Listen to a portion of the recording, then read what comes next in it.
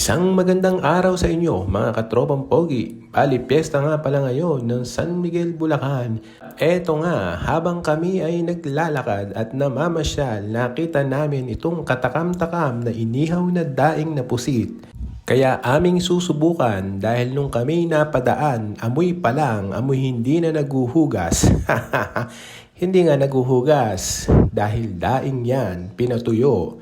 Kaya parang napakasarap. Nagpaihaw nga pala kami ng dalawa dahil ayaw ng mga bata.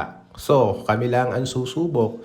At eto na nga mga katropang pogi, titikman na namin. Grabe, napakasarap tingnan ng sausawan dahil napakaraming sibuyas. Sigurado pag nakakain ka niyan, mag-iinit ka dahil sa dami ng sibuyas. Ayan mga katropang pogi, kinakagat na ni Totski at mukhang nag-i-enjoy siya. Ayan, humarap pa siya. So, inabot na niya sa akin yung isa, kaya ako naman ang titikim. Eto na mga katropang pogi, nilanghap-langhap ko muna bago ko ilagay sa sausawan na napakaraming sibuyas.